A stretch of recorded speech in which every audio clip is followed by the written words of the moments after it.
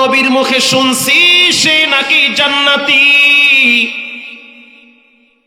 আসরের নামাজের টাইমে তার হাত চেপে ধরে বললাম, সত্য করে বলো, রসুলের মুখে শুনছি তুমি আল্লাহর জান্নাতের মেহমান হবা, কারণটা কি? তোমার ভিতরে বাড়তি কোনো আমল তো দেখলাম না। ওই সাহাবী বলল, শুনে নাও, আল্লাহর নবীর মুখে যদি শুনে থাকো আমি জান্নাতি, এটা তো আমার জন্য খুশনসিব। আল্লাহর নবী যদি এটা বলে থাকে, এটা আমার জীবনের সবচেয়ে বড় প্রাপ্য, এটা আমার জীবনের সবচেয়ে বড় খুশনসিব। তবে মনে রাখবা, বাড়তি কোনো আমল আমার জীবনে নাই। আল্লাহর জাত এবং সিফতের শপথ করে বললাম, জীবনে কোনোদিন কারো প্রতি বিন্দু পরিমাণ আমার অন্তরে হিংসা নাই। সুবহানাল্লাহ বলেন। মনিটরের সাউন্ড দেন, মনিটরের সাউন্ড আগের মতো নাই, আউলায় গেছে। সাউন্ড দেন মনিটরে নেই। প্রিয় ভাইরা আমার, ওই সাহাবীর নাম হলো সাদ বিন আবি ওয়াক্কাস রাদিয়াল্লাহু তাআলা আনহু। আল্লাহু আকবার। সে 5 ওয়াক্ত নামাজ পড়ত, রমজান মাসের রোজা রাখত, যথাযথভাবে আল্লাহর নবীর আদর্শগুলি মেনে চলত, কিন্তু বাড়তি কোনো আমল দেখি নাই। এরপরও আপনি জান্নাতি। সে বলল যে আমার দিলের খবর তো আল্লাহ জানে, আর আমি জানি কোন মুসলমান তো দূরের কথা, কোন বেঈমানের প্রতিও আমার অন্তরে বিন্দু পরিমাণ হিংসা বিদ্বেষ নাই। তবে হ্যাঁ, বেঈমানদের প্রতি কখনো কখনো দিনের খাতিরে বিদ্বেষ আছে। যে আল্লাহকে মানবে, কোরআন মানবে, ইসলাম মানবে, আমি তাকে সম্মান শ্রদ্ধা করব। যে রসুলকে নিয়ে গালি দিবে, ইসলাম নিয়ে কটূক্তি করবে, কোরআন নিয়ে ব্যঙ্গ করবে, তার সাথে আমার বিদ্বেষ বিন্দু পরিমাণ কোনো খাতিন থাকতে পারে না। প্রিয় ভাইয়েরা আমার, এবার আল্লাহ রসুল বলেন, জাহান্নামে যাওয়ার পিছনে 3 নম্বরের কারণ হলো যারা প্রচন্ড বদমেজাজি। 1 নম্বরে অহংকারী, 2 নম্বরে হিংসুক, 3 নম্বরে বদমেজাজি। কথায় কথায় মানুষরে গালি দেয়, কথায় কথায় মা বাবা তুলে গালি দেয়, কথায় কথায় ভাষার ব্যালেন্স হারিয়ে ফেলে। এই 3টা বদ অভ্যাস যার অন্তরে থাকবে, তার ঠিকানা হবে আল্লাহর জাহান্নামে। নাউজুবিল্লাহ বলেন। এবার আল্লাহর রাসূল বলেন, আলা উখবিরুকুম বিআহলিল জান্নাহ, আমি কি বলবো জান্নাতে কারা যাবে? সাহাবীরা বললেন, অবশ্যই বলবেন। আল্লাহর রাসূল বলেন, জান্নাতে তারা যাবে যারা সহজ সরল দিলের অধিকারী হবে। সুবহানাল্লাহ বলেন। সহজ সরল দিলের অধিকারী মানে একেবারেই সাদা দিলের মানুষ। আমাদের কুয়াকাটার পাশে একটা জেলার নাম হলো বরগুনা, নাম শুনছেন না? সেই বরগুনা একজন আল্লাহর ওলি ছিল, যার মৃত্যুর পরে কবর থেকে ঘেরান আল্লাহ সরিয়ে দিয়েছে, এলাকার সবাই জানে। তো তার আত্মীয় স্বজন, এলাকার ওলামায়ে কেরাম আল্লাহর কাছে দোয়া করছে, আল্লাহ এখানে তো শিরিক বিদআত চালু হবে, এখান থেকে মাটি, মানুষ সিজদা, নানান রকমের কুসংস্কার চালু করতেছে, আল্লাহ এই ঘেরান আপনি উঠায় নেন। কিছুদিন পরে ওই ঘেরান ঠান্ডা হয়ে গেছে, তা না হলে ওটাকে মাজার বানায়া অনেকেই হয়তো শিরিক বিদআত চালু করবে। এই ব্যক্তির জীবনী আমরা পড়ছি, দাদার মুখে শুনছি। শুনে নাও রে যুবক, লোকটার নাম ছিল কমরউদ্দিন ফরাজি। সাদা দিলের মানুষ, বিনয়ী মানুষ, অহংকার মুক্ত মানুষ। আল্লাহর কাছে বিনয়ী মানুষের মর্যাদা সবচেয়ে বেশি, অহংকার মুক্ত মানুষের মর্যাদা রবের দরবারে সবচেয়ে বেশি। এ সমস্ত মানুষদেরকে রব্বুল আলামিন কোথাও ঠেকায় না। আল্লাহু আকবার। এদেরকে আল্লাহ কোথাও ঠেকায় না, বিনয়ী মানুষদেরকে আল্লাহ ঠেকায় না। দেওয়ালে যদি পিঠ লাইগে যায়, ওখান থেকে আল্লাহ রহমতের দরওয়াজা খুলে দেয়। যারা সাদা দিলের মানুষ, কমরউদ্দিন ফরাজি বেচারায় খুব বিপদে ছিল বউ নিয়ে। বউটা বাজে খুব টেরা, কখনো কখনো বদকার স্ত্রী দিয়া নেককার স্বামীকে আল্লাহ পরীক্ষা করে, কখনো কখনো বদকার স্বামী দিয়া নেককার স্ত্রী দান করে আল্লাহ পাক পরীক্ষা করে, কখনো কখনো খারাপ সন্তান দিয়া রব্বুল আলামিন মা বাবাকে পরীক্ষা করে, কখনো কখনো সম্পদ দিয়া সম্পদওয়ালাদেরকে পরীক্ষা করে। সম্পদ হইলেই মনে করা যাবে না যে আল্লাহ বুঝি আমারে ভালোবাসে, কারণ পৃথিবীর ভিতরে কারুনের চেয়ে বড় সম্পদওয়ালা কেউ ছিল না। আল্লাহ তো কারুনকে ভালোবাসে নাই। ফেরাউনের চাইতে বড় সম্পদওয়ালা কেউ নাই। ক্ষমতা পাইলেই মনে করা যাবে না যে রব বুঝি আমারে ভালোবাসে, কারণ ক্ষমতা তো ফেরাউনকে আল্লাহ দিছে, জুতার পিঠা খাওয়ায়া, নদীর পানি খাওয়ায়া, চুবায়া ডুবায়া মারছে, ঠিক না বেঠিক? ক্ষমতা কখনো কখনো রব্বুল আলামিনের পক্ষ থেকে পরীক্ষা শুরু, দেখে যে চেহারের মর্যাদা ঠিক রাখে কিনা। যদি দেখে উল্টা পাল্টা করে, জুলুম নির্যাতন করে, তখন ক্ষমতার চেহার পায়া ভেঙ্গে তছনছ হয়ে যায়। সন্তান, সম্পদ, ক্ষমতা এগুলো হলো আল্লাহর পক্ষ থেকে পরীক্ষা। তো কমরউদ্দিন ফরাজির স্ত্রী পড়ছে খুব প্যারা। ছোট্ট একটা ঘরে বসবাস করত, হালাল ভাবে জীবন চালাইতো, 1 টাকাও হারাম খাইতো না। এলাকার সবাই বলতো নেককার মানুষ, জান্নাতি মানুষ, রাস্তা দিয়ে হাঁটলে টের পাওয়া যায়। ঘরের ভিতরে বসে বসে লং টাইম আল্লাহর নামের জিকিরে ঘর প্রকম্পিত করত। আল্লাহু আকবার। আপনার ঘর থেকে তো কিরণমালার আওয়াজ বের হয়, জি বাংলার আওয়াজ বের হয়, গানের আওয়াজ বের হয়, বাচ্চার পাবজি গেম আর ফ্রি ফায়ার টিকটকের আওয়াজ বের হয়। কিছু মানুষের ঘর থেকে কোরআনের আওয়াজ বের হয়, কিছু মানুষের ঘর থেকে আল্লাহর জিকিরের আওয়াজ বের হয়, জিকিরের আওয়াজ বের হয়। প্রিয় ভাইরা আমার, মাঝে মাঝে ঝড় তুফান যখন শুরু হয়, ঝড় তুফান স্টার্ট দেয় আমগো কুয়াকাটা আর মোংলা ফোর্ডের ওই কোনায় দিয়ে, কুয়াকাটার সাগরের মাঝখান দিয়ে, আর এই দিক দিয়ে টেকনাফ, কক্সবাজার, এই সাইড দিয়েই তো ঝড় তুফানে ধাক্কা বেশি মারে। কথা ঠিক না? আপনারা তো মহা শান্তিতে আছে, জামাই আদরে আছে, টের পাইতে আছেন না যে কত সুখে আছে। ওই দিক দিয়ে যখন ঠেলা দেয়, এক একজনের কলজের ভিতরে কামড় মানে না জানি আল্লাহ কোন গজব ফালায়। মজার বিষয় হলো, বেচারায় ঘরের ভিতরে বৈশা বৈশা এশারের নামাজের পরে তসবিহ পড়তেছে, মানে জিকির করতেছে, সুবহানাল্লাহি ওয়া বিহামদিহি সুবহানাল্লাহিল আযীম। আল্লাহর রাসূল বলেন, কেউ যদি 100 বার পাঠ করে, তার গুনাহ যদি সমুদ্রের ফেনা পরিমাণও হয়, সেটাও মাফ করে দেওয়া হয়। এটা হাদিসে আছে।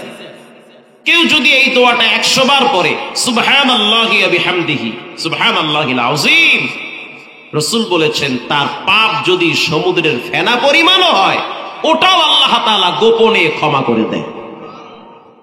তো মুরব্বী মানুষ ওই জিকির করতেছে, একটু পরেই ঝড় তুফানে বাড়ি মারছে। যখন ঝড়ে বাড়ি মারে তখন ঘরের খুঁটি খাটা লড়ে না, বিল্ডিং ঘর না হয় লড়ে না, ভূমিকম্প হইলে টের পাওয়া যায়। কিন্তু নরমাল বাতাসে তো যাদের ঘর কাঠের টিমের ঘর, তাদের ঘর তো লড়ে। এখন এই মুরব্বীর ঘরও লড়তে আছে। মুরব্বীর স্ত্রী বাইরে দাঁড়ায় দাঁড়ায় চিন্তা করে যে আমার স্বামীরে কি ভূতি পাইছে নাকি, বয়া বয়া জিকিরেও আছে, অথচ ঘর লড়তে আছে। বাইরে নামা বাঁশ বোস দিয়া, ঠেন্না দিয়া, দড়ি দিয়া বাইন্দা ঘরটারে সাইজ করবে, এ খবর নাই। হে বয়া বয়া সুবহানাল্লাহি ওয়া বিহামদিহি এই তালে আছে। স্ত্রী জানলার ফাঁক দিয়া বলে, স্বামী আমার, বাহিরে ঝড় তুফান শুরু হয়েছে, নামেন।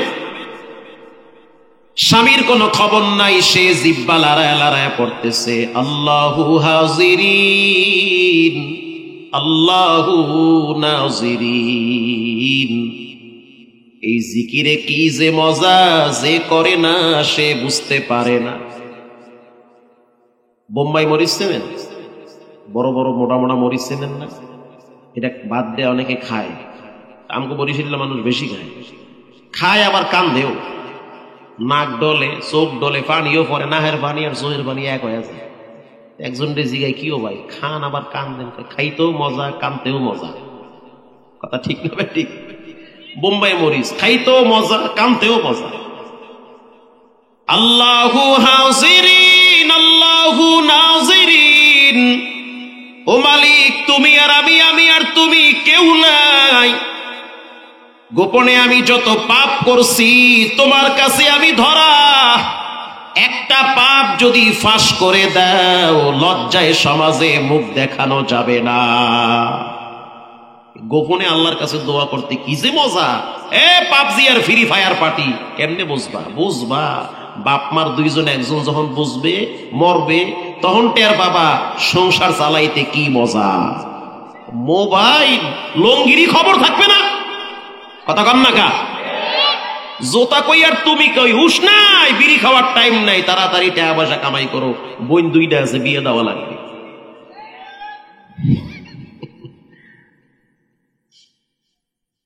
কালকে ওয়াজ করছি মাদারীপুরে, তরুণ যুবকদের মাহফিল। এই যে মাহফিলটা আয়োজন করছে, যারা আয়োজন করছে বেশিরভাগ এসএসসি পরীক্ষার্থী যুবকরা। ওদের জন্য দোয়া করেন, আল্লাহ তাআলা যেন ওদের জীবনে সফলতা দান করে। আরো জোরে বলেন আমিন। তো যুবকরা আমারে বলল, হুজুর এলাকার পোলাপান এরা টিকটক বানায়, এরা মোবাইলে ক্যাসিনো খেলায়, এরা মোবাইলে জুয়া খেলায়। আমি চিন্তা করলাম এই মোবাইলে আবার জুয়া কেমনে খেলায়, এটাও কি সম্ভব? কহ এটাও সম্ভব, এইটাও সম্ভব। মোবাইলে মানুষের জুয়া খেলায় না? খেলায়। তা আমি তখন বললাম, বাবারা, যুবক ভাইরা, যারা মোবাইল নিয়ে অল টাইম ব্যস্ত থাকেন, PUBG, free fire, TikTok, games, এগুলা নিয়ে যারা 24 ঘন্টা পড়ে থাকে, এদের অনেকের একটা টাইমে ভিক্ষা করে খাওয়া লাগবে।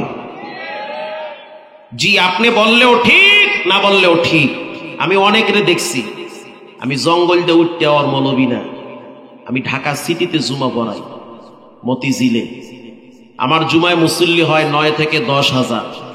এখানে না হয় স্টেজে বয়ান করি লেগায় সেগায়, হেনে তো আর লেগায় সেগায় ওয়াজ করানো যায় না। চেহারা বুঝে ওয়াজ করি, বুঝি কোন জায়গায় কোন ওয়াজ লাগে। তা আমি তো এরকম অনেক যুবককে দেখছি, এখন পরিণাম ভালো না। কি হয়েছে? কিডনি ড্যামেজ হয়ে গেছে। বাবার বাড়ি বিক্রি করেও কিডনি ভালো করতে পারে না, এখন গোপনে গোপনে মাস্ক লাগাইয়া ভিক্ষা করে। তুরুং বুরুং বন্ধ হয়ে গেছে, হাসি মাখা চেহারায় হাসি নাই, চেহারা অন্ধকার হয়ে গেছে। এজন্য যুবক ভাইরা সাবধান, বর্তমান যুগে কিন্তু হঠাৎ ধইরা ফেলায় আল্লাহ। এই হাসি একটু বড়ই কান্না, এটা কেউ পারে না। এটা পারেন কে? এটা আল্লাহ পারে। আপনি হসপিটালে গিয়ে দেখেন, আমি তো মুগদা মেডিকেলে একবার গেছি রুগী দেখতে। আমি একা যাই নাই, মাওলানা খালেদ সাইফুল্লাহ আইয়ুবী সাহেব উনিও গেছে। বিশাল এক পয়সাওয়ালা রুগী, তো পোলায় লইয়া গেছে আব্বারে দেখাইতে, হুজুর আমার আব্বারে একটু দেখেন আর দোয়া কইরেন। পয়সাওয়ালা মানুষ না গেলেও ঝামেলা, কোন দিক দিয়ে কোন মামলা হামলায়, ঠিক গেছি। তা আমরা মনে করছি বেচারায় অসুস্থ মানুষ বৈশা বৈশা হয়তো তসবি পড়বে, জিকির করবে, আল্লাহরে ডাকবে। কারণ মানুষ অসুস্থ হইলে তো আল্লাহরে বেশি ডাকে। কিন্তু এমন একটা দৃশ্য দেখলাম, আমি চিন্তা করলাম দেশে আছি না আমেরিকায় আছি। গিয়া দেখলাম চাচার এক সাইড লাগিয়ে গেছে গা, এটা লড়াইবার পারে না, এটা অটো হয়ে গেছে, শেষ, এটার শক্তি শেষ। এই সাইড সচল আছে, ডান হাতে রিমোট, টিভির রিমোট, এই ডান হাতে টিভির রিমোট দিয়া সিরিয়াল পাল্টাইতে আছে। সুবহানাল্লাহ, আউযুবিল্লাহ না নাউযুবিল্লাহ? এইটাও দেখি কোন সুবহানাল্লাহ। অসুস্থ মানুষ সে আল্লাহর ডাকবে, ওইটা বাদ দিয়া টিভির রিমোট দিয়া সিরিয়াল পাল্টায়। কিছু মানুষ আছে অর্ধেক কবরে যাওয়ার পরেও ভালো হয় না, অর্ধেক কবরে গেছে গা, এরপরও ভালো হয় না। আবার অনেক তরুণ যুবককে দেখছি ক্লাস 6-এ পড়ে, 7-এ পড়ে, 8-এ পড়ে, আজান হয়ে গেলে নামাজের জন্য অস্থির হয়ে যায়। অনেক স্কুল কলেজ ভার্সিটি ছাত্র দেখছি ফজরের টাইমে মসজিদের প্রথম কাতার দখল করে দাঁড়িয়ে থাকে। তাহলে বলেন হেদায়েতের মালিক কে? আমগো কুয়াকাটায় কিছু মুরব্বীরা আছে, সবাই না, কিছু আছে, এরা গরুর দুধ বিক্রি কইরা বিড়ি কিনা খায়। তা আমি একজনের কইলাম, চাচা এই নিয়ম কই পাইছে? বাবা তুমি তো ওয়াজ করছো, ইল্লামা আকালতা ফাফনাইতা, রাসূল বলেছেন যা খাবা তাই তোমার। এই জন্য আমরা দুধ বেচে বিড়ি খাই, খাই তো একটা। চিন্তা করছেন কোন মাসালা কই নিয়ে লাগাইছে। নামাজের টাইমে চায়ের দোকানে বসে বসে ঘন্টার পর ঘন্টা বিড়ি, টিভি, চা নিয়ে ব্যস্ত থাকে, অথচ নামাজ পড়ে না। এরাই জুমার দিন শুক্রবারে মসজিদে গিয়া জেলাফি নিয়া মারামারি করে, আর একজনে জোতা লইয়া বাইতে দৌড় মারে। কথা ঠিক না বেঠি? এই হলো অবস্থা। আল্লাহ হেদায়েত দান করুক। আরো জোরে বলে। স্ত্রী বলে, স্বামী আমার ঝড় তুফান শুরু হয়ে গেছে, ঘর থেকে বের হও।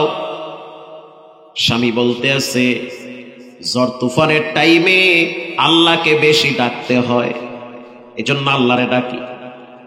স্ত্রী চিন্তা করলো, না এর লাগে কথায় পারা যাইবে না। একটু পরে ঝড় আইসা আবার বাড়ি মারছে। স্ত্রী বলতে আছে সন্তানকে, ও সন্তান তোমার আব্বারে গিয়া বলো ঝড় তুফান আসতেছে, বাহিরে নাইমা বাঁশ দিয়া ঠেন্না দিয়া ঘরটারে যেন টাইট করে। সন্তান বাবার কাছে গিয়া বলে, আব্বা। বাবার খবর নাই, বাবায় জিব্বা লড়ায় পড়ে, সুবহানাল্লাহি ওয়া বিহামদিহি সুবহানাল্লাহিল আযীম। সন্তান বলে, আব্বা।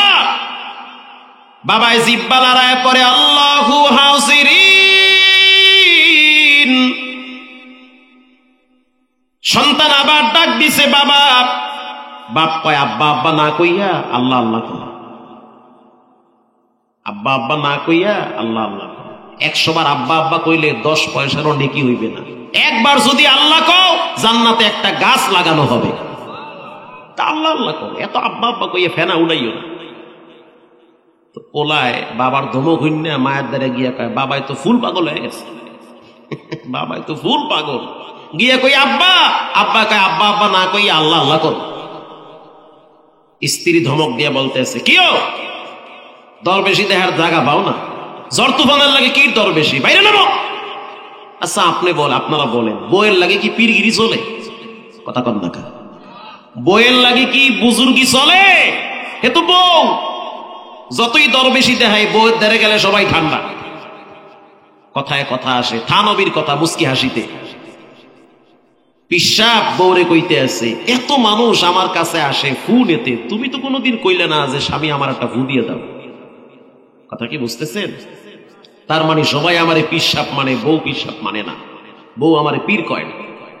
এত মানুষ আসে আমার কাছে ফু নেওয়ার জন্য, আমি ফু দিয়ে দেই, তুমি করো কি? এই দুঃখ আমি রাখবো কই যে আমার বউ আমারে পীর মানতে চায় না। একদিন সকালবেলা স্ত্রী উঠান ঝাড়ু দিতে আছে। উঠান চিনেন? উঠান ঝাড়ু দিতে আছে। পিশাব বারান্দায় বয়া রয়েছে, রোদ পোয়াইতে আছে। এখন বউ উঠান ঝাড়ু দেয় আর উপরের দিকে ছায়া ছায়া আসে। পিশাব জিগাইতে আছে, কি আজকে এত খুশি খুশি লাগতে আছে যে তুমি খালি পীর পীর কর, ঘোড়ার ডিমের পীর তুমি। আজকে একটা সেই রকম পীর দেখছি, ঘোড়ার পীরে চইরা উড়তে আছে আকাশে। এইটা না কয় পীর, তুমি কোন সাতার পীর? পিশাব কইতে আছে, সত্য কইটা কও, দেখছো তো? কহ দেখছি। পিশাব কইতে আছে, এইটাই তো আমি। আমি মোরা কাবার হালতে ওখানে গেছি গে। বউ কইতে আছে, দেখো কথা, সত্য করে কও, তুমি কহ এটা আমি পিশাব, মোরা কাবার ভিতরে ওখানে গেছি গে। বউ কইতে আছে, হ এর লেগে দেখছি এরকম বেহা হইয়া যাইতে আছে। তার মানে ভুল আছে না নাই? আপনি যত বড় পিশাব হন, বইয়ের দ্বারে দোষ আসি, দোষ শেষ নাই। স্ত্রী বলতে আছে, স্বামী আমার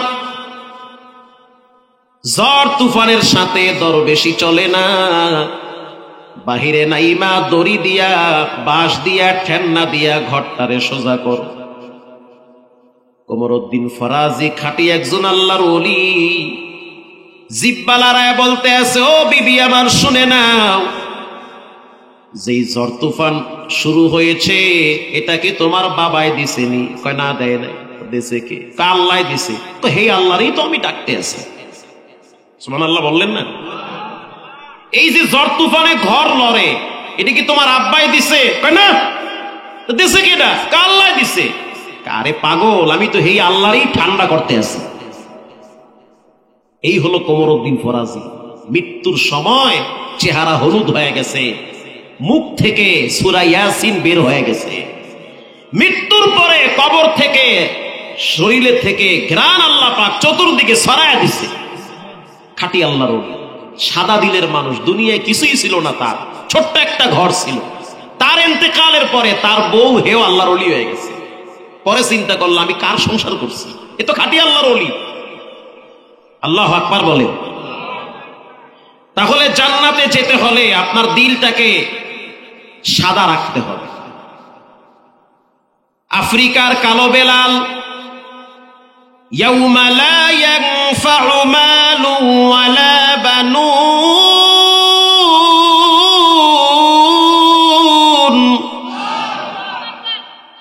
ইল্লা মান আতাল্লাহা বিকলবিন সালিম।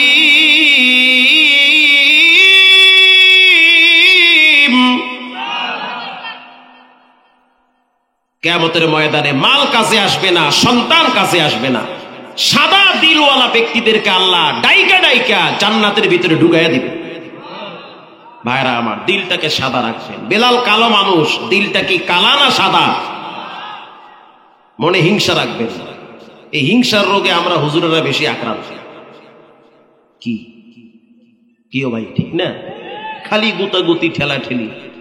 আল্লাহ আমাদেরকে হেফাজত করুন। আমাগুলোকে বেশি দোয়া করি, আল্লাহ আমাদেরকে হেদায়াত দান করুন। আমিন যে আসতে কইলেন, আরো জোরে বলেন। কারণ একজন আলেমের দ্বারা 10 জন মানুষ ভালো হয়, আবার একজন আলেমের দ্বারা 10টা মানুষ খারাপ হয়। টাকার বেন্ডিল পাইলে ফতুয়ার মাসালা ঘুরাইয়া দেয়। যেমন আছে আপনি মিল্লা জিল্লা, চলো 2000 টাকা আমার দিও, খাইয়া লইয়া দয়া করবো, যাও গা। আল্লাহ তাআলা এই হিংসার রোগ থেকে আমারে আগে আল্লাহ হেদায়াত দান করুন। আমিন বলে দোয়া চাই আপনাদের কাছে। আল্লাহ আমাদেরকে হেফাজত করুক, হেদায়াত করুক। আমিন। হিংসা মারাত্মক রোগ। কুল ইন কুনতুম তুহিব্বুনাল্লাহ ফাত্তাবিউনি ইউহিব্বুকুমুল্লাহ ওয়া ইয়াগফির লাকুম যুনুবাকুম ওয়াল্লাহু গফুরুর রহিম। আল্লাহকে যদি ভালোবাসতে চান, রসুলকে ভালোবাসতে হবে। রসুলের ইত্তেবা করা লাগবে, রসুলের আনুগত্য করা লাগবে।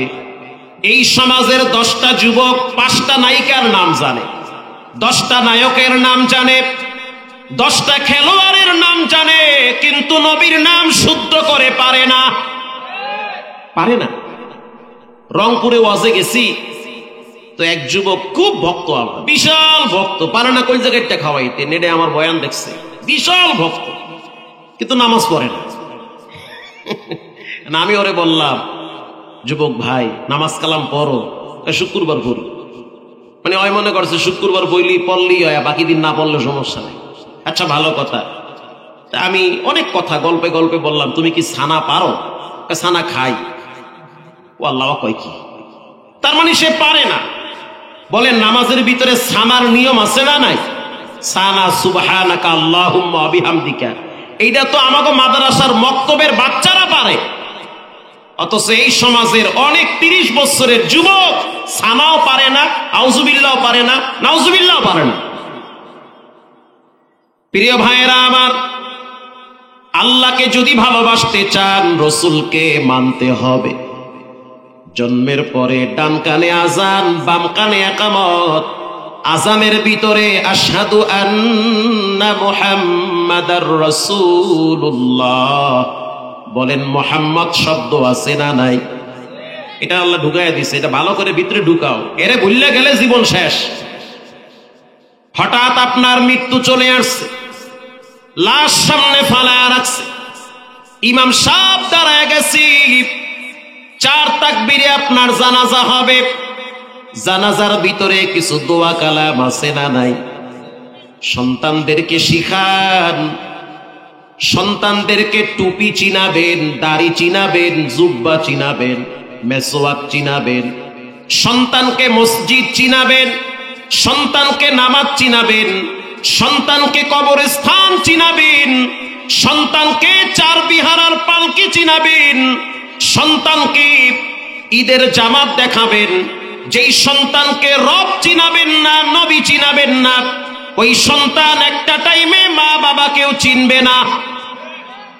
মা বাবাকে চিনবে না, কারণ সে তো আল্লাহকে চিনে না, রসুলকে চিনে না, সে মা বাবারে কেমনে চিনবে? প্রিয় ভাইরা আমার, জানাজার ভিতরে দুরূদ শরীফ আছে না নাই? আল্লাহুম্মা সাল্লি আলা মুহাম্মাদ। আপনি মইরা গেছেন গা, তো আপনার সামনে নিয়ে দুরূদ শরীফ পড়া হয়। লাশ যখন কবরে রাখবেন তখনও পড়া হয় বিসমিল্লাহি ওয়া আলা মিল্লাতি রাসূলিল্লাহ। ওখানেও তো রসুলকে স্মরণ করা হয়। লাশ কবরে রাখার পর ডানে মাটি, বামে মাটি, সামনে পিছনে মাটি, মাটির ঘর। এখানে আপনার সাথে ফেরেশতারা কিছু ব্যবহার করবে। এক নম্বরে প্রশ্ন করবে, মান রব্বুকা, বলো তোমার রবের নাম কি? আর রব শব্দের বাস্তব প্র্যাকটিস হলো নামাজের ময়দান। যদি নামাজ ঠিক মতো না পড়েন, রব শব্দ কবরে উচ্চারিত হবে না। কারণ মানুষ যখন নামাজে দাঁড়ায় আলহামদুলিল্লাহি রাব্বিল আলামিন বলেন, রব শব্দ আছে না নাই? যখন রুকুতে যাবেন তখন পড়া হয় সুবহানা রাব্বিয়াল আযীম, ওখানে রব আছে না নাই? যখন সোজা হয়ে দাঁড়াবেন সামি আল্লাহু লিমান হামিদা রব্বানা লাকাল হামদ, বলেন রব আছে না নাই? যখন সিজদায় যাবেন তখন পড়া হয় সুবহানা রাব্বিয়াল আ'লা, বলেন এখানে রব আছে না নাই? পুরি আল্লাহ কয় কি? নামাজ শেষ হওয়ার পর যখন দোয়া করবেন, দোয়ার ভিতরে রব্বানা যালামনা আনফুসানা, বলেন এখানে রব আছে না নাই? মা বাবার জন্য যখন দোয়া করবেন, রব্বিরহামহুমা কামা রব্বায়ানি সগীরা, বলেন এখানে রব আছে না নাই? রব শব্দ বলতে বলতে বলতে বলতে কলিজার ভিতরে তা গেঁথে যায়। যেদিন আপনার লাশ কবরে রাখবে, যার যার মতো সবাই বাড়ি চলে যাবে, কবরে প্রশ্ন করা হবে, মান রব্বুকা, তোমার রবের নাম কি? ওই যে নামাজে রব শব্দ বেশি বেশি পড়তেন, ওটার ধাক্কায়, ইমানের পাওয়ারে মুখ থেকে বের হয়ে যাবে রব্বি আল্লাহ, আবার রব একজন, তিনি হলেন কে? প্রিয় ভাইরা আমার, এরপরে প্রশ্ন করা হবে তোমার নবীকে, মান হাযার রাজুলা, ইনিকে? যদি রসুলের আদর্শ গ্রহণ না করেন তাহলে নবীকে দেখে আপনি চিনতে পারবেন না। এজন্য রসুলকে চিনা ফরজ, রসুলকে মানা ঈমান, রসুলকে চিনতে হবে, রসুলকে মানতে হবে। কেমনে মানবেন, কেমনে চিনবেন? রসুলের আনুগত্য আর ইত্তেবার মাধ্যমে। রসুল যেভাবে চলতে বলেছে সেইভাবে চলতে হবে। রসুল বলেছে নামাজ পড়ো, পড়া লাগবে। রসুল বলছে মিথ্যা বলা যাবে না, যাবে। রসুল বলছে হালাল খাও, হারাম খাইও না। হারাম খাইয়া সিজদা দিলে সিজদা কবুল হবে না, হারাম খাওয়া যাবে না। আল্লাহর রসুল বলেছেন ওজনে কম দিবা না, দেওয়া যাবে না। রসুল বলেছেন প্রতারণা করবা না, প্রতারণা করা যাবে না। রসুল বলেছেন খাদ্যে ভেজাল দেওয়া যাবে না, দেওয়াই যাবে না। কারণ রসুল বলেছেন, রসুল যা বলছে সেটা মানা মানি আল্লাহকে মানা, ঠিক না ঠিক? এই জন্য রসুলকে চিনেন, রসুলকে মানেন, রসুলকে অনুসরণ করেন। ফাত্তাবিউনি ইউহিব্বুকুমুল্লাহ ওয়া ইয়াগফির লাকুম যুনুবাকুম ওয়াল্লাহু গফুরুর রহিম। যারা রসুলকে মানবে তারা যেন আল্লাহকে মানে, যারা আল্লাহকে মানে, রসুলকে মানে, আল্লাহর ওয়াদা তাদের জীবনের যত পাপ আছে আমি রব সব গুনাহগুলি মাফ করে দিব। সুবহানাল্লাহ বলেন। প্রিয় ভাইয়েরা আমার, আল্লাহর নবীর একজন জলিল ও কদর সাহাবীর নাম ছিল তাহিয়াতুল কলবি রাদিয়াল্লাহু তাআলা আনহু। তাহিয়ার সূরত ধইরা হযরত জিবরাইল রাসূলের সামনে বেশি বেশি আসতো। ইসলাম গ্রহণ করার আগের দিন উয়ুনুল হিকায়াতে আসছে, ইসলাম গ্রহণ করার আগের দিন হযরত জিবরাইল আইসা বলতে আছে, রাহমাতুল লিল আলামিন, আগামীকাল দুপুরের টাইমে আপনার দরবারে এমন একজন ব্যক্তি আসবে যার নেতৃত্বে অনেক মানুষ চলে, মক্কার একজন প্রতাপশালী ব্যক্তি। আপনার কাছে আইসা কালেমা পড়ে মুসলমান হবে। পরের দিন দুপুরের টাইমে রাহমাতুল লিল আলামিন অপেক্ষমান, তাকায়া দেখলো দেখতে অনেক সুন্দর সুঠাম দেহের অধিকারী একজন ব্যক্তি রাসূলের দিকে আগায় আসতেছে। আল্লাহর হাবিব তাকায়া দেখলো দাহিয়াতুল কলবি তার সামনে এসে হাঁটু গেড়ে বসে পড়েছে। আয়েশা বলতে আসি, ইয়া নবী আল্লাহ, জীবনে অনেক পাপ করছি, এখন আমি চাই আমার কুফরিয়াত গুলো সব যেন নষ্ট হয়ে যায়। আমি আপনার হাতে হাত রেখে কালেমা পড়ে মুসলমান হতে চাই। আল্লাহর হাবিব তাকে কালেমা পড়ায়া ইমানদার বানায়া দিল। দাহিয়াতুল কলবি হাতিমে কাবার কোনায় বসে বসে কাঁদতেছে। আল্লাহর হাবিব বলে, দাহিয়াতুল কলবি, ঈমান কবুল করেছো, কিসের কারণে তোমার চোখের অশ্রু ঝরে? মা ইউবকিকা ইয়া দাহিয়াতুল কলবি, কেন কাঁদো, কি হয়েছে? তোমার চোখের অশ্রু বায়া বায়া দাড়ি ভিজে মাটি স্পর্শ করে। দাহিয়াতুল কলবি বলে, ইয়া নবী আল্লাহ, একটা কারণে আমার দিলটা এখনো ভেঙ্গে তছনছ হয়ে আছে। ইসলাম কবুল করার পরে অতীতের যত পাপ থাকে সব গুনাহ মাফ করে দেয় কে? যেহেতু সব ক্ষমা হয়ে গেছে, কিন্তু আমি এজন্য কান্দি, ছোট বাচ্চাটার কথা আমার এই মুহূর্তে মনে পড়ে গেছে। ওগো আল্লাহর হাবিব, আমি বুঝতে পারছি আল্লাহ আমাকে মাফ করবে, কিন্তু আমার জীবনে আমি এমন একটা ঘটনা ঘটাইছি, নিজের হাতে আমি আমার বাচ্চাটারে হত্যা করছি, ওই গুনাহ কি রব্বুল আলামিন ক্ষমা করবে? আল্লাহর হাবিব বলল, দাহিয়াতুল কলবি, তোমার মুখে সেই ঘটনা শুনতে চাই। আল্লাহু আকবার। দাহিয়াতুল কলবি বলে, ইয়া নবী আল্লাহ, আমার কাজ ছিল শামে আর ইয়ামেনে। আমি একজন ব্যবসায়ী মানুষ, বিজনেসম্যান। ব্যবসার উদ্দেশ্যে মাঝে মাঝে শাম দেশে আমি চলে যাইতাম। আরব দেশে তদানীন্তন সময় যদি কারো কন্যা সন্তান হইতো, ওই কন্যা সন্তান হওয়াটাকে কুলক্ষণ মনে করত, এটাকে বদনসিব মনে করত। কন্যা সন্তান গুলারে বাবাই নিজের হাতে জিন্ত দাফন করে ফেলত। প্রিয় ভাইয়েরা আমার, দাহিয়াতুল কলবি বলে, ইয়া নবী আল্লাহ, আমি যখন সফরে গেলাম, যাওয়ার আগে আগে দেখলাম আমার স্ত্রী প্রেগনেন্ট হয়েছে, গর্ভবতী। আমি আমার স্ত্রীকে জানায়া দিলাম, যদি আমার কন্যা সন্তান হয় তাহলে আসার পর যেন আমি সেই সন্তানের মুখ না দেখি। আমি যেভাবে দাফন করি সেইভাবেই তুমি কন্যা সন্তানকে দাফন করে রাখবা, এটাকে রাখার কোনো সুযোগ নাই। যদি আমার কন্যা সন্তানের খবর মানুষ জানে তাহলে আরবের পত্তলিকরা আমাকে ধিক্কার দিবে, আরবের বেদিনরা আমাকে লানত দিবে, ভর্ৎসনা দিবে। দাহিয়াতুল কলবি বলে, আমি তো চলে গেছি শাম দেশে ব্যবসার জন্য। যখন শামে গেলাম ব্যবসার উদ্দেশ্যে, দীর্ঘদিন ব্যবসার কাজ কমপ্লিট করার পর এরপরে যখন আমি চলে আসছি মক্কায়, আসার পর দেখলাম আমার স্ত্রী স্বাভাবিক সুরতে দাঁড়িয়ে আছে। বুঝতে পারলাম আমার স্ত্রী সন্তান প্রসব করেছে। আমার স্ত্রী যখন আমার সামনে আসলো, তখন আমি তাকায়া দেখলাম আমার স্ত্রীর পিছনে একটা বাচ্চার ছায়া দেখা যায়। তখন আমি আমার স্ত্রীকে প্রশ্ন করলাম, ও বিবি আমার, তোমার পিছনে আমি একটা বাচ্চার ছায়া দেখতে পাই। স্ত্রী তখন বলল, স্বামী আমার, অতীতে আপনি অনেকগুলা বাচ্চা নষ্ট করছেন, এই সময় যেই বাচ্চাটা রব্বুল আলামিন আমাকে দিয়েছে, বাচ্চাটা দেখতে অনেক সুন্দর, চেহারার ভিতরে মায়া লেগে আছে। আপনি যেমন সুন্দর, আপনার চেহারার কিছু সুরত বাচ্চাটা পেয়েছে, এজন্য বাচ্চার নাম শখ কইরা রাখছি জামিলা। জামিলুন শব্দের অর্থ সুন্দরী। দাহিয়াতুল কলবি বলতে আছে, বাচ্চাটারে আমার সামনে নিয়ে আসো। এদিকে বাচ্চার মা বাচ্চারে ট্রেনিং দিয়েছে বাবার সাথে কেমন ব্যবহার করা লাগবে।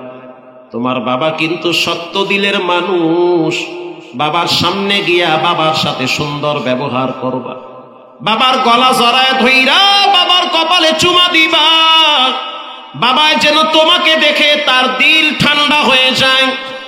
দাহিয়াতুল কলবি বলে, ইয়া নবী আল্লাহ, বাচ্চাটা যখন আমার সামনে আসলো আমি তাকায় দেখলাম আসলেই তো বাচ্চার চেহারার ভিতরে সৌন্দর্যের কোনো কমতি নাই।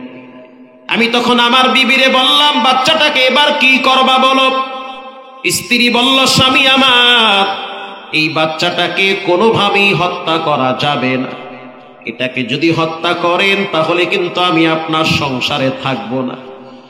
ওগো আল্লাহর হাবিব, আমি এই বাচ্চাটাকে এমন ভাবে আপন করে নিয়েছি, এই আপন করে নেওয়াটাকে ছিল শুধুমাত্র নামান্তর, মানে একটা অভিনয় করেছি। আমি বাচ্চাটারে ভালোবাসি এটা তার মাকে বুঝাইছি।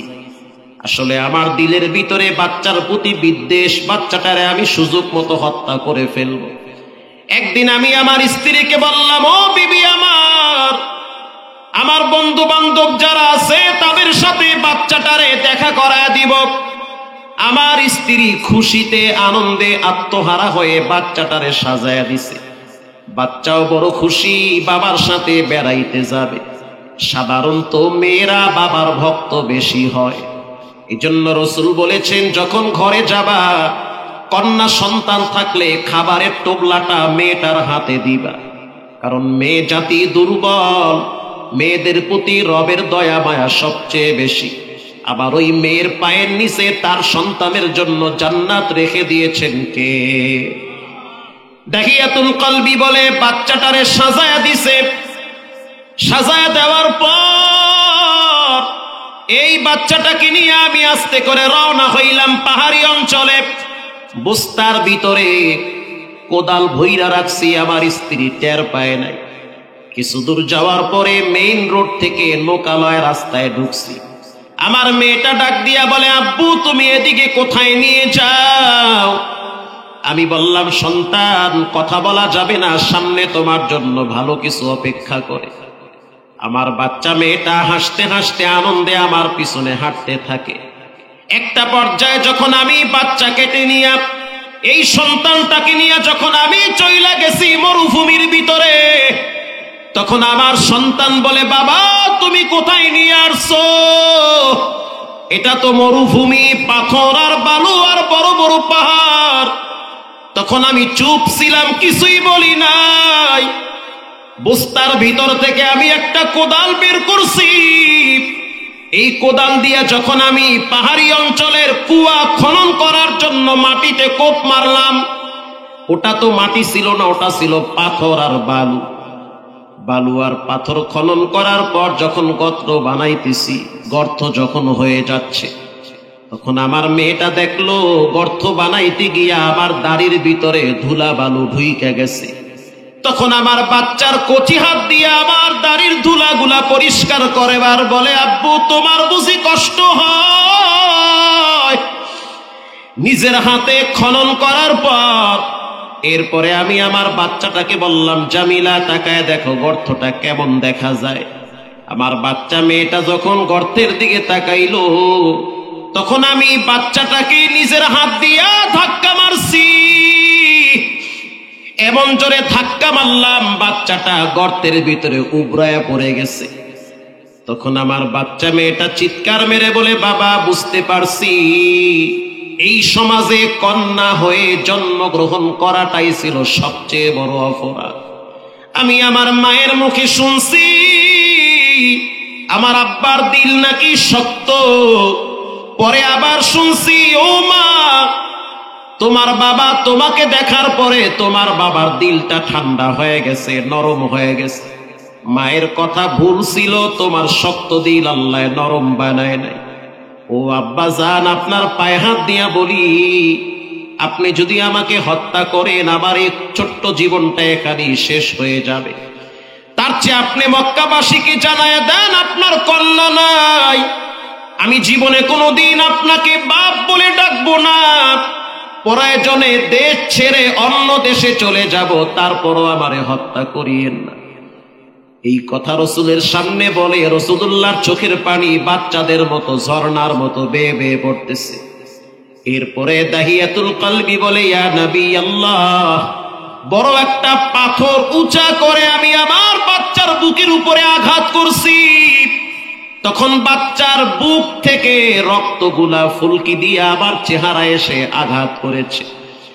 এরপরে পিছনে আর তাকাই নাই, ধুলা বালু পাহাড়ি অঞ্চলের পাথরগুলা দিয়া বাচ্চারে জীবন্ত কবর দিয়ে চলে আসছি।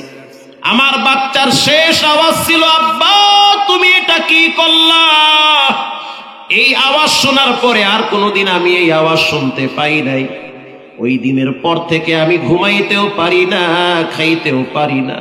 ওগো আল্লাহর হাবিব, এই বাচ্চা হত্যার গুনাহ কি রব্বুল আলামিন ক্ষমা করবেনি?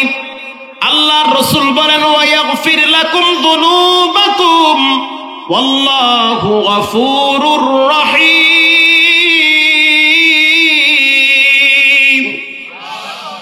আল্লাহর মতো দয়াময় কেউ নাই। আত্তাইবু মিনাজ যামবি কামান লা যামবা লা, যে তওবা করে সে বাচ্চাদের মতো নিষ্পাপ হয়ে যায়। বাচ্চা হত্যার গুনাহ রব্বুল আলামিন ক্ষমা করেছে। এজন্য যুবক ভাইরা আমার, জীবনে কোনোদিন সুন্নাতের বিপরীত কাজ করা যাবে না।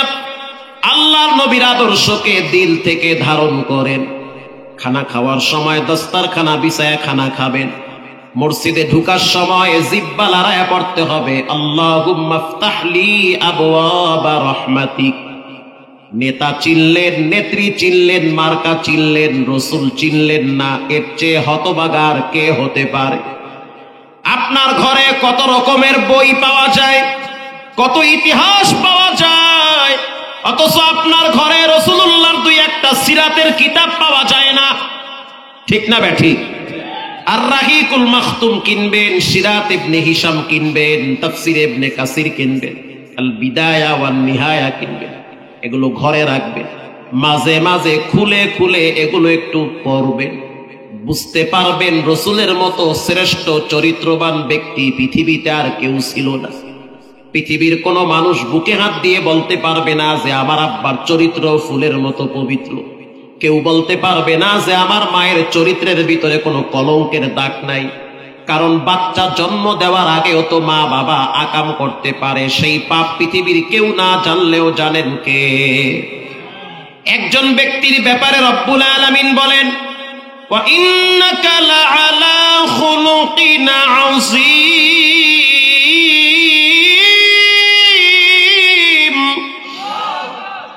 আল্লাহর নবীর চরিত্র হলো সর্বোত্তম চরিত্র। পৃথিবীর ভিতরে কোনো মানুষ এমন নজির নাই যে রাস্তা দিয়ে হাঁটলে রোদের ভিতরে মেঘের খণ্ড আইসা ছায়া দেয়। কিন্তু আপনার আমার নবী যখন রাস্তা দিয়ে হাঁটতো, মেঘের খণ্ড আইসা রোদের ভিতরে তাকে ছায়া দিত।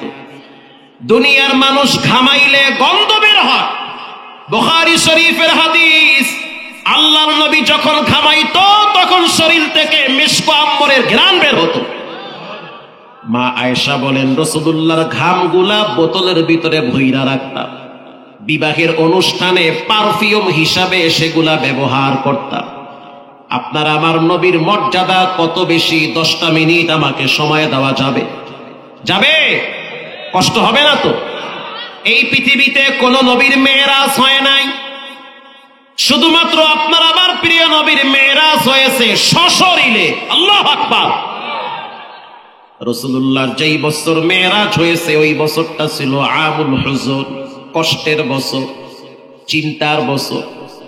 ওই বছর রাসূলুল্লাহর আপন চাচা বিদায় হয়ে গেছে। রাসূলুল্লাহর বাবাও নাই, মাও নাই।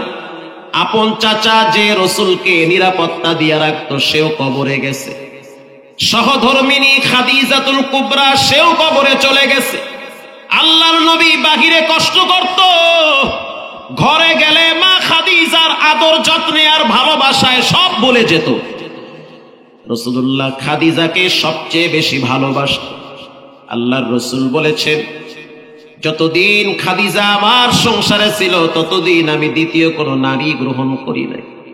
খাদিজা যদি থাকতো দ্বিতীয় কোনো নারী গ্রহণ করতাম না।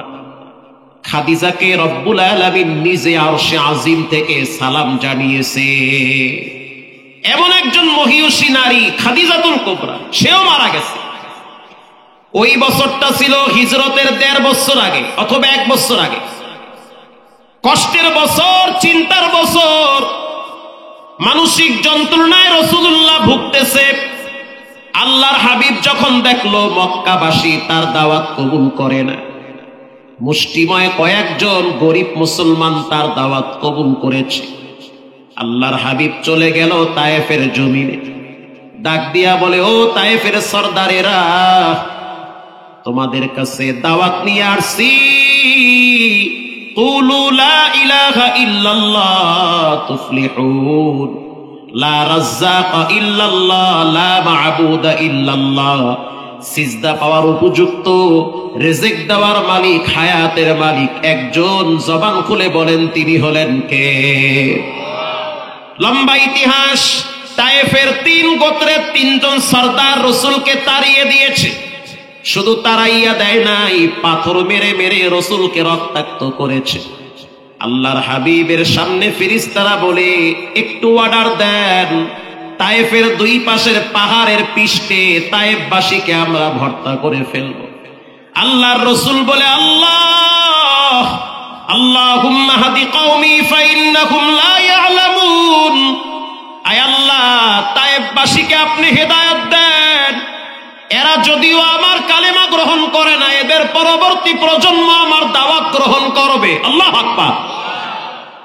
আল্লাহর রাসূল বরদোয়া দেয় নাই, বরং হেদায়েতের দোয়া করেছে। হেদায়েতের দোয়া করার পরে রাসূলুল্লাহ চলে গেল এবার মক্কায়। মক্কায় যাওয়ার পরে চাচাতো বোন উম্মে হানির ঘরে শায়িত আছে। আর রাসূল বলতেছে, আল্লাহ আপনি আমার উপরে কি রাগ করছেন নাকি?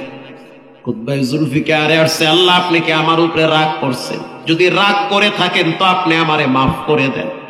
যখন আপনাদের উপরে কোনো বিপদ আপদ আসবে তখন আল্লাহকে বলবেন, আল্লাহ আপনি কি রাগ করছেন নাকি, তো মাফ করে দিয়ে। যেই নবীর মর্যাদা আল্লাহর কাছে সবচেয়ে বেশি, ওই নবী আল্লাহরে বলে, আল্লাহ তুমি আমারে মাফ করে দাও। আল্লাহু আকবার।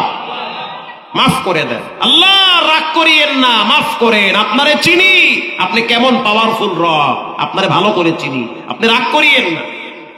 আর যদি আপনি রাগ করেন তাহলে ক্ষমা করে দেন।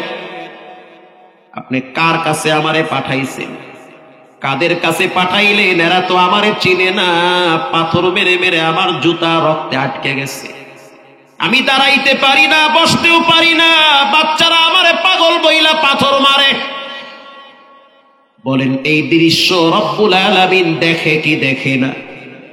রাসূল বলেন, আমি উম্মে হানির ঘরে শায়িত আছি।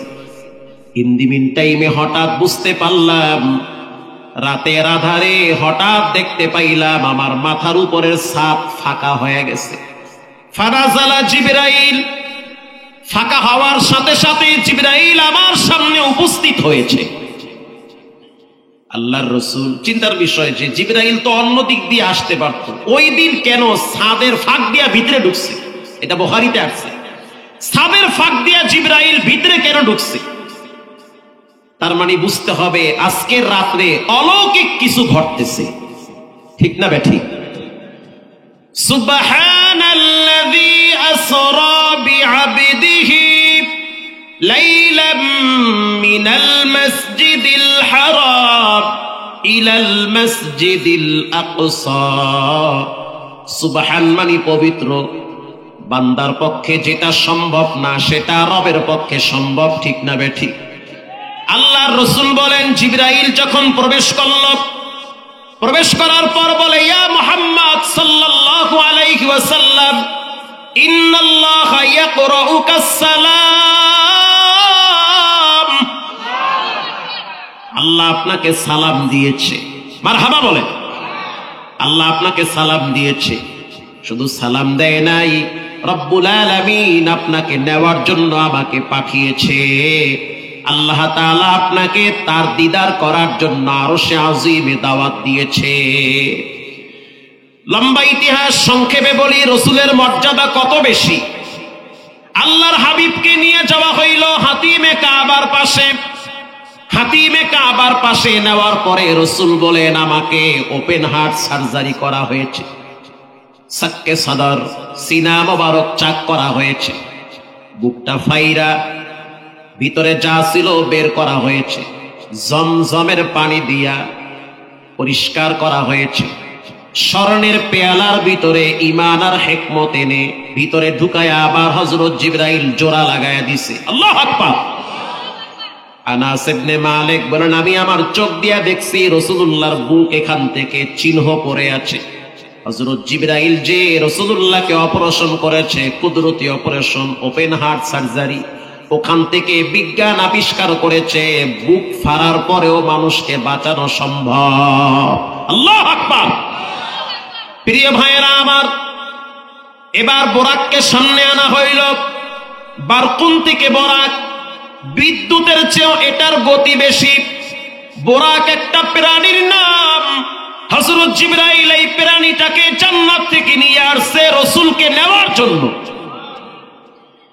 আল্লাহর রাসূল বলেন, আমি তাকায় দেখলাম বোরাকের পিঠের উপরে চমৎকার একটা বিছানা বিছানো। আমি যখন বোরাকের পিঠে উঠব, ইন দি মিন টাইমে বুঝতে পারলাম বোরাক খুব লাফালাফি করতেছে, অস্থিরতা ফিল করতেছে। জিবরাইল বলতে আছে, বোরাক, তোমার পিঠে এমন একজন ব্যক্তি বসবে যেই ব্যক্তি রবের পরে সৃষ্টি জগতের সবচেয়ে শ্রেষ্ঠ ব্যক্তি, শ্রেষ্ঠ নবী তোমার পিঠে উঠবে। কেন তুমি এমন? আল্লাহর রাসূল বলেন, আমি তাকায় দেখলাম বোরাক লজ্জায় ঠান্ডা হয়ে গেছে। এরপরে আল্লাহর নবী বোরাকের পিঠে উঠল, এক টানে নিয়ে গেল বাইতুল মুকাদ্দাসে। মাঝখানে কয়েকটা জায়গায় ব্রেক করেছে, লম্বা ইতিহাস। বাইতুল মুকাদ্দাসে নেওয়ার পর আল্লাহর হাবিব বলেন, আমি তাকায় দেখলাম ওখানে অনেকগুলা প্রাণী বাঁধা আছে। হযরত জিবরাইল একটা পাথরের উপরে আঙ্গুল দিয়ে গুতা মারছে। আল্লাহু আকবার। আঙ্গুল দিয়ে যখন আঘাত করছে, আঘাত করার সাথে সাথে পাথরটা ছিদ্র হয়ে গেছে। যেই বোরাকের পিঠে আমরা সফর করছি সেই বোরাকের একটা লাগাম ছিল। যুগের ভাষায় বলি, প্রত্যেকটা পোষা প্রাণীর গলায় দড়ি আছে না নাই? তো ওই দড়িটা ছিদ্র দিয়া ভিতরে ঢুকায়া বাইন্দা রাখছে, বোরাক যেন ভাগতে না পারে। আল্লাহর রাসূল বলেন, এরপরে আমাকে বাইতুল মুকাদ্দাসে ঢুকানো হয়। আমি ভিতরে ঢুইকা দেখি ১৬ লক্ষ নবীরা সেখানে দাঁড়ায় আছে। ইমামতির মুসাল্লা খালি। এক নবী আর এক নবীর দিকে তাকাইয়া আছে, কে ইমামতি করবে? হযরত জিবরাইল বলে, আজকের ইমামতি করবেন একমাত্র আপনি। যান, আপনার জন্য মুসাল্লা খালি আছে। আজকে আপনি সমস্ত নবীদেরকে পিছনে রাইখা, সমস্ত নবীদেরকে মুসল্লি বানাইয়া আজ আপনি ইমামতি কইরা রব্বুল আলামিন আপনাকে আজ থেকে ইমামুল মুরসালিনের টাইটেল লাগায় দিবে। ইমামুল আউয়ালিন আল আখিরিন, বাহারে সাদকা রাহমাতাল লিল আলামিন। সমস্ত নবীদের ইমাম আল্লাহ আপনারে বানায় দিছে। নামাজ শেষ হয়ে গেল, সবার সাথে মুসাফা হইল, আমাকে বের করে আনলো। জিবরাইল আমার সামনে দুইটা পেয়ালা নিয়ে আসছে। একটা পেয়ালায় হলো মদ, আর একটা পেয়ালায় হলো দুধ। একটা পেয়ালায় হলো দুধ, আর একটা পেয়ালায় মদ। একটা পেয়ালায় দুধ। বলুন, একটা পেয়ালায় কি কি আর একটা পেয়ালায় কি? আল্লাহর রাসূল বলেন, দুইটা আমার সামনে রাখছে, শুনে নাও। জিবরাইল বলতে আছে, কোনটা নিবেন নিতে পারেন, হয় দুধ না হয় মদ। আল্লাহর রাসূল বলল, আমারে দুধ দাও, মদ আমার লাগবে না। আল্লাহু আকবার। হযরত জিবরাইল বলেন, আপনি সঠিকটাই গ্রহণ করেছেন। যদি আজকে আপনি মদ নিতেন তাহলে আপনার উম্মতেরা গোমরা হয়ে যেত। আল্লাহর রাসূল বলেন, আমি যখন দুধ গ্রহণ করলাম, এরপরে আমাকে বোরাকে আবার উঠানো হলো। আর এক বর্ণনা আসছে, সিঁড়ি লাগায় দেওয়া হয়েছে। এক টানে নিয়ে গেল প্রথম আসমানে। আল্লাহু আকবার। প্রথম আসমানে যাওয়ার পরে হযরত জিবরাইল নক করছে, এই দারোয়ান খুইলা দাও। একটা মানুষ যত বড় হোক, কারো বাসায় ঢুকার আগে মালিকের পারমিশন নেওয়া লাগে। কথা কন না, ফট কইরা ঢুকা যাবে না। কখনো কখনো মায়ের রুমে ঢুকতে পারমিশন লাগে। এটা কোরআনের কথা। মিন ক্বাবলি সালাতিল ফাজর ওয়া হিনা তাদউনা, এরকম একটি আয়াত আছে 18 নম্বর পারায়। কখনো কখনো ভাই বোনের রুমে ঢুকতে পারমিশন লাগে। যেমন বোন ঘুমিয়ে আছে, বোনের বয়স 14 বছর, 15 বছর, 16 বছর, যুবতী বোন শুয়ে আছে, ফট কইরা আপন ভাই বোনের রুমে ঢুকতে পারবে না, নিষেধ। কথা কন না কা? এটা শিখতে হইলে মোল্লার কাছে আওয়া লাগে। এটা শিখতে হলে কোরআনের কাছে আসতে হবে, আলেমদের কাছে আসা লাগবে। এই ভদ্রতা শিষ্টাচার ঘরে নাই। ঘরে বাপ পোলায়া নাতি বিল্লা বয়া বয়া কিরণমালা দেহে। সন্তান মায়ের রুমে ঢুকতে হলে পারমিশন লাগবে। কখন? যখন মা ঘুমাতে যাবে, ওই সময় মায়ের রুমে ঢুকতে গেলে পারমিশন লাগবে। ফজরের টাইমে সন্তান যখন মায়ের রুমে যাবে পারমিশন নিবে, কারণ মায়ের কাপড় চোপড় ঠিক নাও থাকতে পারে। কথা কন না কা? ও যুবক শুনে নাও, এই শিক্ষা যদি পাইতে হয় তোমাকে কোরআনে আসতে হবে, নবীর আদর্শ পড়া লাগবে। কখনো কখনো বোন ভাইয়ের রুমে ঢুকবে পারমিশন নিয়া, কারণ বোনের এমনও হতে পারে যে ভাই লঙ্গি পইরা হইয়া রইছে, লঙ্গি মাথায় আর এর খবর নাই। ওই সময় যদি বোন ঢুকে, লজ্জার বিষয়। ইসলাম এখানেও ভদ্রতা শিখাইছে। কথা কন না কা? সন্তান মায়ের রুমে যাবে, ছেলের বয়স 14 বছর, ও পাক না, ও সব বুঝে, ও পাইকে গেছে 9 বছরের সময়, যেই কায়দায় মোবাইল 3 হাতে ঠেলে। কথা কন না কা? ও তো আরো আগে পাইকে গেছে গা। মায়ের রুমে ঢুকার আগে অনুমতি নিবে। সন্তান বাবার রুমে ঢুকার আগে অনুমতি নিবে। অনুমতি নেওয়া লাগবে। হতে পারে বাবা এমন ভাবে শুয়ে আছে, বাবার কাপড় ঠিক নাই, এটা ভিন্ন আলোচনা। কোন বাড়িতে ঢুকার সময় পারমিশন নেওয়াটা হলো ভদ্রতা, শিষ্টাচার, এটা হলো আদব। ঠিক না বে ঠিক? হযরত জিবরাইল প্রথম আসমানে গিয়ে নক করছে, এই আসমানের দারোয়ান, গেট খুলো। ভিতর থেকে আওয়াজ কে? আনা জিবরাইল। সাথে কে? মুহাম্মাদুর রাসূলুল্লাহ সাল্লাল্লাহু আলাইহি ওয়াসাল্লাম। কদ বুইসা ইলাইক, আনার জন্য পাঠানো হয়েছে। কি প্রশ্ন? জিবরাইল, তোমাকে আনার জন্য কি পাঠানো হয়েছে? কাকে আনার জন্য? মুহাম্মাদুর রাসূলুল্লাহ, তাকে আনার জন্য কি পাঠানো হয়েছে? জিবরাইল বলে, হ্যাঁ। আল্লাহর রাসূল বলেন, ফাফুতিহা লানা, বলার সাথে সাথে প্রথম আসমানের দরজা খুলে দিছে। আল্লাহর রাসূল বলেন, প্রথম আসমানে ঢুইকাই দেখতে আছি বাবা আদম নবী বসে আছে। সুবহানাল্লাহ নাই? আল্লাহর রাসূল বলেন, আমি তাকায় দেখলাম আদম নবী ডাইনে তাকাইলে হাসে, বামে তাকাইলে কাঁদে। এটা হাদিসের কথা, এটা মুহাদ্দিস যারা আছে সবাই জানে। ডাইনে তাকাইলে হাসে, বামে তাকাইলে কাঁদে। ও আব্বা আদম, কেন ডাইনে তাকাইলে হাসেন, বামে তাকাইলে কেন কাঁদেন? আব্বা আদম বলে, ডাইনের সন্তানগুলো নেককার, ডাইনের সন্তানগুলা দিনদার, ডাইনের সন্তানগুলা নামাজিওয়ালা, এরা আমার নেককার সন্তান, এদের দিকে তাকাইলে আমি খুশি হই। বামের সন্তানগুলা হলো বদকার সন্তান, এরা নামাজ পড়ে না, কোরআন পড়ে না, ইসলাম মানে না, দিন মানে না, এদের দিকে তাকাইলে কষ্ট লাগে, এরা হলো জাহান্নামী। লম্বা কথা। আল্লাহর রাসূল বলেন, আদম আলাইহিস সালাম আমার জন্য দোয়া করলো। চলে গেলাম দ্বিতীয় আসমানে, জিবরাইল নক করলো। ভিতর থেকে আওয়াজ কে? বলে, আনা জিবরাইল। সাথে কে? মুহাম্মাদুর রাসূলুল্লাহ সাল্লাল্লাহু আলাইহি ওয়াসাল্লাম। কদ বুইসা ইলাইক, আনার জন্য পাঠানো হয়েছে। বলে, হ্যাঁ। রাসূল বলেন, ফাফুতিহা লানা, দ্বিতীয় আসমানের দরওয়াজা খুলে দেওয়া হয়েছে। আল্লাহর রাসূল বলেন, আমি ভিতরে ঢুইকা দেখতেছি আপন দুই খালাতো ভাই, দুইজনই নবী, ঈসা আলাইহিস সালাম, ইয়াহইয়া আলাইহিস সালাম, দুইজনে সেখানে অবস্থান করে। সুবহানাল্লাহর পাওয়ার বাড়ায় দেন। শীতের ভিতরে সব জুমে গেছে, কেন সুবহানাল্লাহ, আউযুবিল্লাহ। আরো জোরে বলেন সুবহানাল্লাহ। কষ্ট হয় আপনাদের? খিচুড়ি দিয়ে দিব? প্রিয় ভাইয়েরা আমার, লম্বা টাইম আমার জন্য দোয়া করলো। চলে গেলাম তৃতীয় আসমানে। আল্লাহর রাসূল বলেন, তৃতীয় আসমানে যাওয়ার পর দরওয়াজায় নক করলাম, ফাফুতিহা লানা। রাসূল হাইসা দিয়া বলে যে এত সুন্দর ব্যক্তি মনে হয় সারা পৃথিবীর সৌন্দর্যকে আল্লাহ দুইটা ভাগ কইরা অর্ধেক সৌন্দর্য আল্লাহ ইউসুফ নবীরে দান করছে। আমি চায়া রইছি, এত সুন্দর, ওরে সুবহানাল্লাহ। লানা শামসুন ওয়ালিল আফাকি শামসুন ওয়া শামসি খায়রুম মিন শামসিস সামা ফাইন্নাশ শামসা তাতলুউ বা'দা ফাজরিন ওয়া শামসি তাতলুউ বা'দাল ইশা।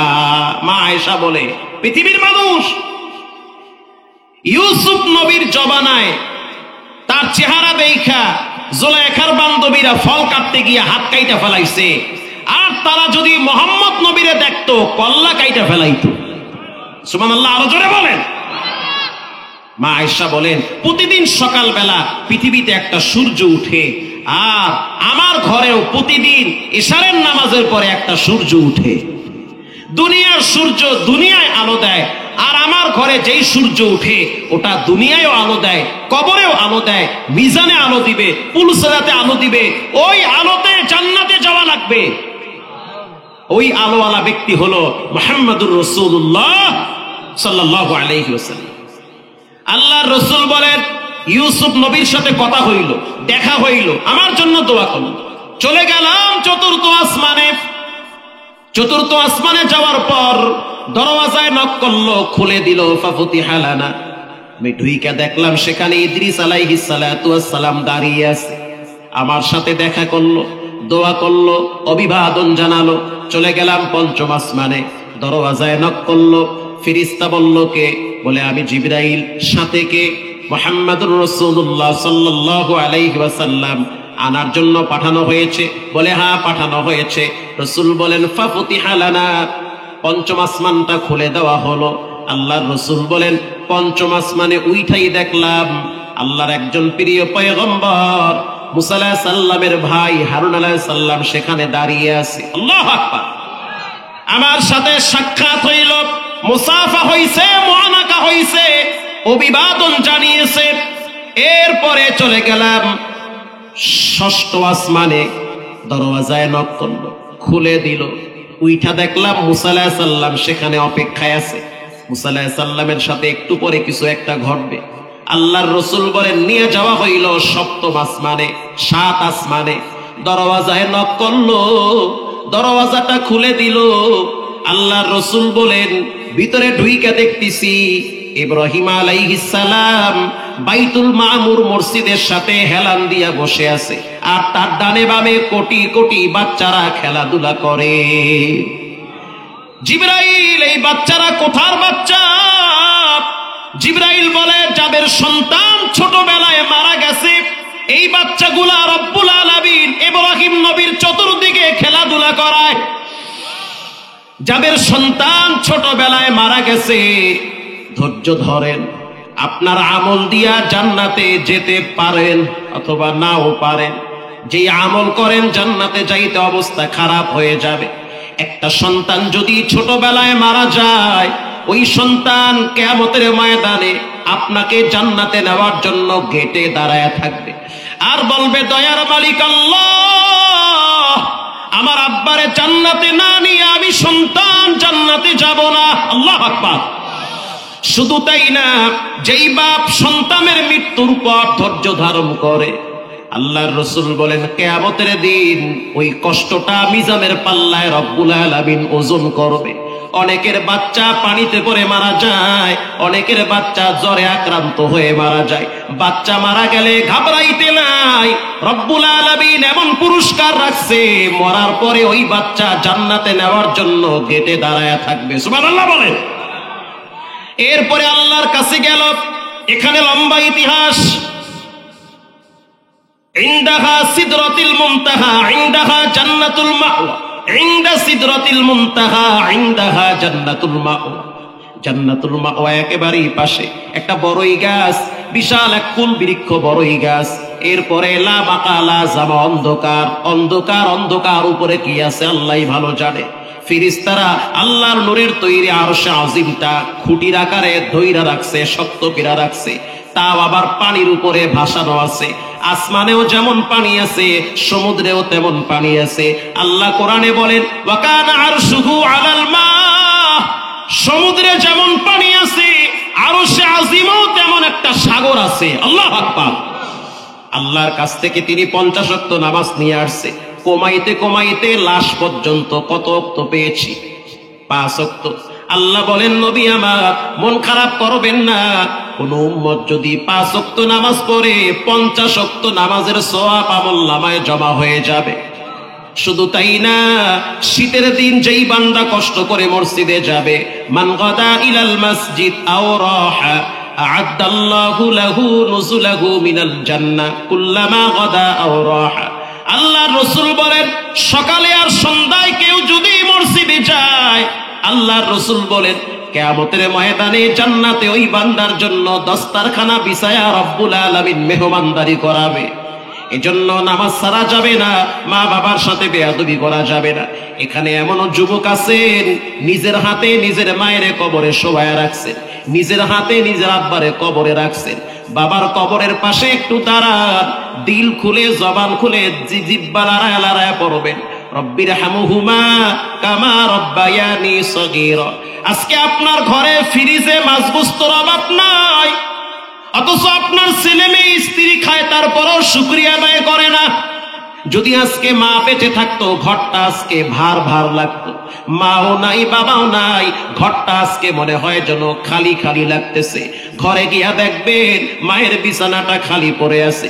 যুবক ভাইয়েরা আবার দিলের কান লাগায় শুনবেন, একজন মানুষের সফলতার জন্য 2 জন ব্যক্তি লাগে। একজন হলো মায়ের দোয়া, আর একজন হলো নেককার বিবির সহযোগিতা। যেই ঘরের বউ ভালো, ওই ঘরের পুরুষ কর্মঠোর হয়। কথা কন না কা? যেই ঘরের স্ত্রী দিনদার, যেই ঘরের স্ত্রী নেককার, যেই ঘরের স্ত্রী শ্বশুর শাশুড়িকে দেখার মতো দেখে, ওই ঘরের পুরুষের টাকার ভিতরে বরকত দান করেন কে? যেই ঘরের বিবি দিনদার হয়, ওই ঘরের পুরুষের টাকার বরকত কখনোই নষ্ট হয় না। আর যদি বউ চিন্তা করে স্বামীর সাথে বিয়ে হইছে গাদার মতো খাটামু, গলার ভিতরে দড়ি লাগাইয়া যেমনে মনে চায় হেমনে টানমু, বিশ্বাস করেন টাকার ভিতরে বরকত নাই, বাচ্চা কাচ্চার ভিতরে বরকত নাই, ইনকামের সোর্স বন্ধ হয়ে যাবে, আল্লাহর দয়া মায়া দিন দিন নষ্ট হয়ে যাবে। এজন্য বিনয়ের সহিত বলি, মা বাবার দোয়া নিয়া জীবনটারে চালান। মায়ের পায়ের নিচে জান্নাত আল্লাহ রাখছেন, আবার মায়ের পায়ের নিচে জাহান্নাম আল্লাহ রেখে দিয়েছেন। গরম দ্বারা, আগুন দ্বারা যেমন মানুষ ভাত পাকায় খাইতে পারে, আবার আগুন দ্বারা মানুষের ঘর বাড়ি সব জ্বলে পুড়ে ছারখার হয়। এখানে এমনও মায়ের সন্তান আছে যে কিনা ঈদের সময় স্ত্রী সন্তানের জন্য মার্কেট করেন, অথচ মায়ের জন্য চাইলেও করতে পারেন না, কারণ মা কবরে শুয়ে আছে। বিনয়ের সহিত বলি, অনুরোধ করে বলি, আল্লাহর ঘর মসজিদের জন্য 10টা মায়ের সন্তান চাই, 10 জন, একজনও কম না। প্রথমে একজন বলবেন, হুজুর আমি 1000